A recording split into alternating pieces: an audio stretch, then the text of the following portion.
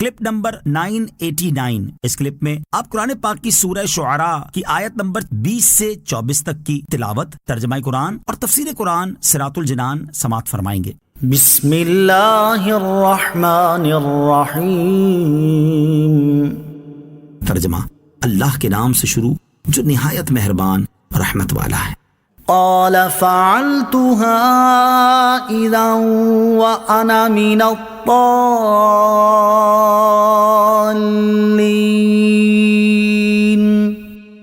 ففررت منكم لما خفتكم فوهب لي ربي حكما وجعلني من المرسلين۔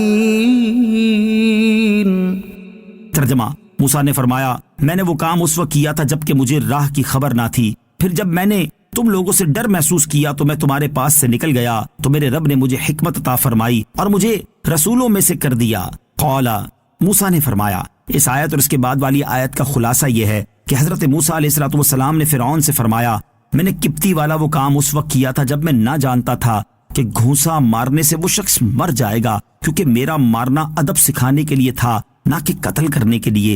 پھر جب میں نے تم لوگوں سے ڈر محسوس کیا کہ اس کے بدلے تم مجھے قتل کر دو گے تو میں تمہارے پاس سے مدین شہر کی طرف نکل گیا، اور مدین سے مصر آتے وقت کوہ طور کے پاس مجھے میرے رب عز و جل نے حکم عطا فرمایا اور مجھے رسولوں میں سے کر دیا۔ یہاں حکم سے نبوت یا علم مراد ہے۔ وَتِلْكَ نِعْمَةٌ تَمُنُّهَا عَلَيَّ أَنْ عَبَّدتَّ بَنِي إِسْرَائِيلَ۔ ترجمہ: اور یہ کون سی نعمت ہے جس کا تو مجھ پر احسان جتا رہا ہے کہ تو نے بنی اسرائیل کو غلام بنا کر رکھا۔ وَتِلْكَ، اور یہ فرعون نے جو احسان جتایا تھا اس کے جواب میں حضرت موسیٰ علیہ السلام نے فرمایا، اس میں تیرا کیا احسان ہے کہ تم نے میری تربیت کی اور بچپن میں مجھے اپنے پاس رکھا، کھلایا اور پہنایا، کیونکہ میرا تجھ تک پہنچنے کا سبب تو یہی ہوا کہ تو نے بنی اسرائیل کو غلام بنایا اور ان کی اولادوں کو قتل کیا۔ تیرے اس عظیم ظلم کی وجہ سے میرے والدین میری پرورش نہ کر سکے اور مجھے دریا میں ڈالنے پر مجبور ہوئے۔ اگر تو ایسا نہ کرتا تو میں اپنے والدین کے پاس ہی رہتا، اس لیے یہ بات کیا اس قابل ہے کہ اس کا احسان جتایا جائے؟ اسے دوسرے الفاظ میں یوں سمجھ لیں کہ کوئی شخص کسی بچے کے باپ کو قتل کر کے بچہ گود میں لے اور اس کی پرورش کرے، پھر بڑا ہونے پر اسے احسان جتلائے کہ بیٹا تو یتیم لاوارث تھا، میں نے تجھ پر احسان کیا اور تجھے پال پوس کر بڑا کیا، تو اس کے جواب میں وہ بچہ کیا کہے گا؟ وہ یہی کہے گا کہ اپنا احسان اپنے پاس سنبھال کر رکھ، مجھے پالنا تو تجھے یاد ہے، لیکن یہ تو بتا کہ مجھے یتیم و لاوارث بنایا کس نے تھا؟ قال فرعون وما رب العالمين قال رب السماوات والأرض وما بينهما إن كنتم موقنين۔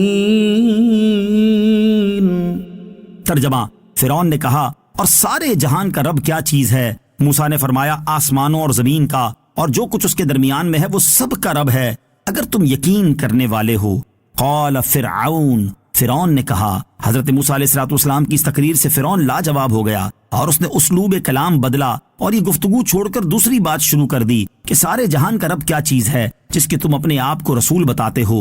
قال، موسیٰ نے فرمایا۔ بعض مفسرین کے نزدیک فرعون کا سوال چیز کی جنس کے بارے میں تھا، اور اللہ تعالیٰ چونکہ جنس اور ماہیت سے پاک ہے اس لیے حضرت موسیٰ علیہ السلام نے اس کے سوال کا جواب دینے کی بجائے اللہ تعالیٰ کے افعال اور اس کی قدرت کے وہ آثار ذکر فرمائے جن کی مثل لانے سے مخلوق عاجز ہے۔ چنانچہ فرمایا کہ سارے جہان کا رب وہ ہے جو آسمانوں اور زمین اور جو کچھ ان کے درمیان میں ہے ان سب کو پیدا کرنے والا ہے۔ اگر تم لوگ اشیاء کو دلیل سے جاننے کی صلاحیت رکھتے ہو تو ان چیزوں کی پیدائش اس کے وجود کی کافی دلیل ہے۔ اس مفہوم کے اعتبار سے آیت سے یہ بات معلوم ہوتی ہے کہ ہر شخص سے اس کے لائق گفتگو کرنی چاہیے۔ حضرت عبداللہ ابن عباس رضی اللہ تعالیٰ عنہما فرماتے ہیں، ہمیں حکم دیا گیا ہے کہ ہم لوگوں سے ان کی عقلوں کے مطابق کلام کریں۔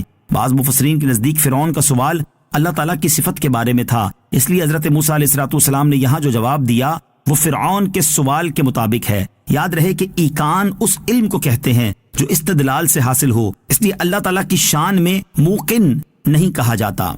صلو علی الحبیب صلی اللہ تعالی علی محمد صلی اللہ تعالی وسلم۔ مجھے اپنی اور ساری دنیا کی لوگوں کی اصلاح کی کوشش کرنی ہے انشاءاللہ عز و جل۔